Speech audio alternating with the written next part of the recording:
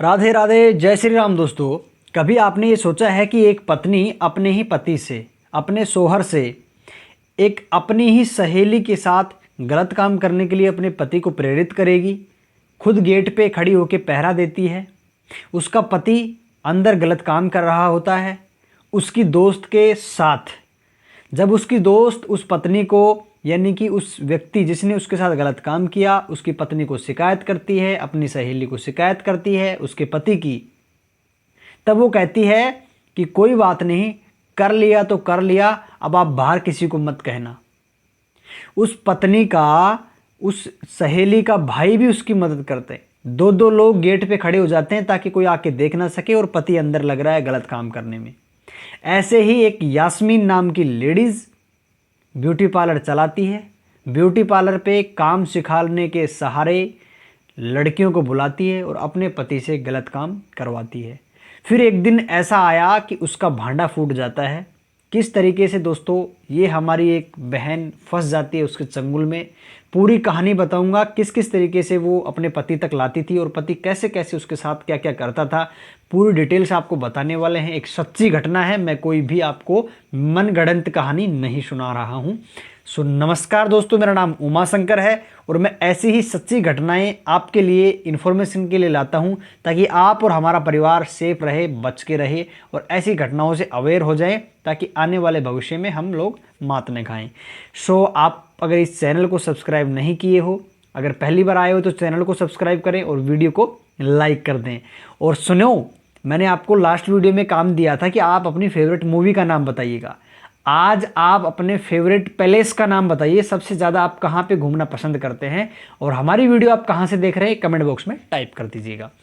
सो घटना मध्य प्रदेश के गुना की है। गुना के अंदर एक छोटा सा ब्यूटी पार्लर चलाती है यास्मीन नाम की लेडीज। यास्मीन जो है वो एक यास्मीन खान है, मुस्लिम धर्म से बिलोंग्स करती है। यास्मीन खान का पति है जिसका नाम शरीफ खान है। शरीफ इसका नाम है, ये शिवम शरीफ नहीं है। शरीफ ने अपनी सारी शराफत बेच डाली है और हैवानियत पर उतर चुका है। दोस्तों, जो ये यास्मीन है ये अपना ब्यूटी पार्लर चलाती है गुलाबगंज के अंदर। वहीं पे कुछ एक लड़कियां इसके ब्यूटी पार्लर पर आती हैं अपना ट्रीटमेंट कराने, आईब्रो थ्रेडिंग बनाने, और कुछ लोग सीखने भी आती हैं ये स्किल्स, और उसको सिखाने के सहारे कोर्स बेचती है और उनको पैसे लेती है और सिखाती रहती है। किंतु धीरे धीरे दोस्ती उनकी पक्की हो जाती है तो उनको घर पे लेके आती है और उनके साथ, पति के साथ गलत काम कराती है। ऐसा ही एक हालांकि एक केस का खुलासा हो चुका है, आगे जांच जारी है। पहली एक ऐसी पीड़िता आई जिसकी उम्र सिर्फ महज 22 वर्ष है।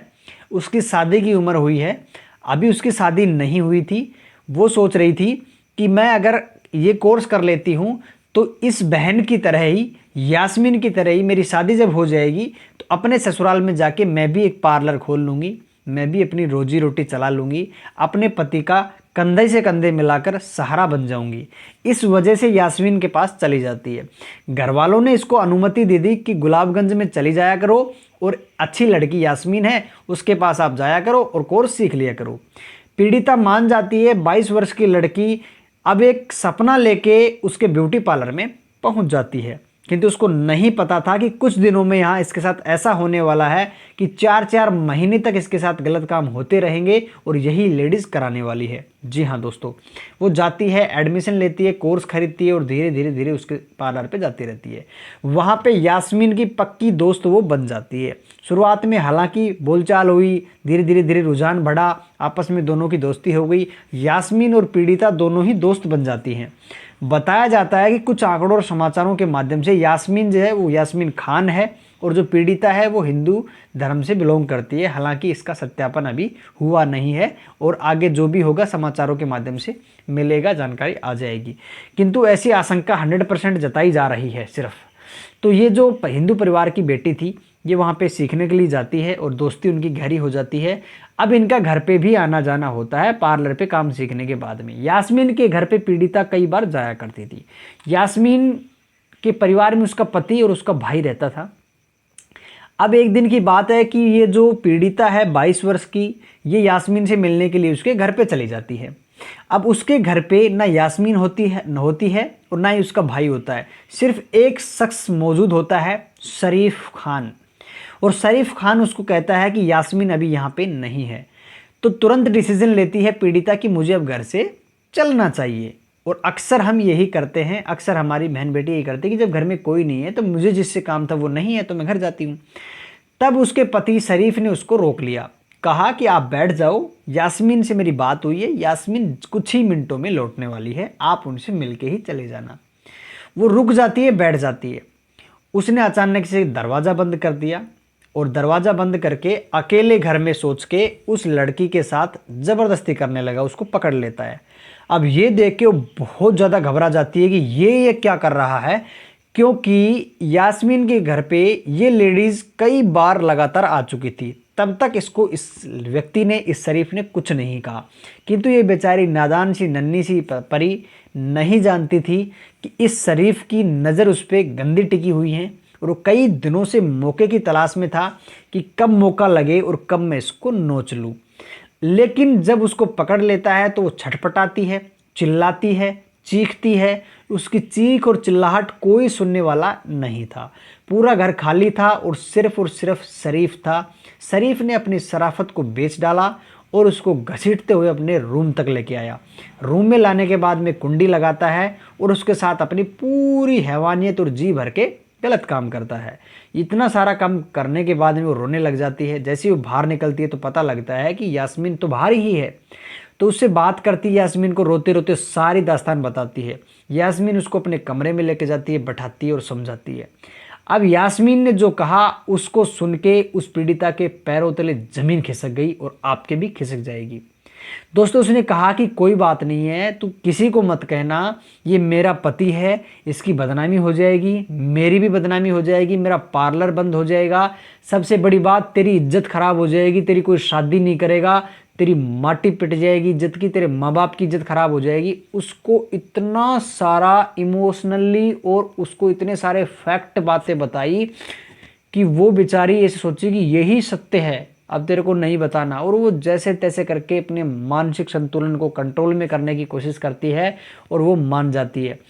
एक पत्नी ऐसे कैसे कर सकती है कि उसका पति किसी अन्य औरत के साथ गलत कर रहा है उसकी आंखों के सामने और उसका खून बिल्कुल भी नहीं खोलता है, और बल्कि वो तो उल्टा उसकी मदद करती है कि कोई बात नहीं, उसको बढ़ावा दे दिया, पति ने ऐसा कर दिया तो कोई नहीं, मेरा पति है, कर लेने दो, ऐसा उसको झांसा देती है।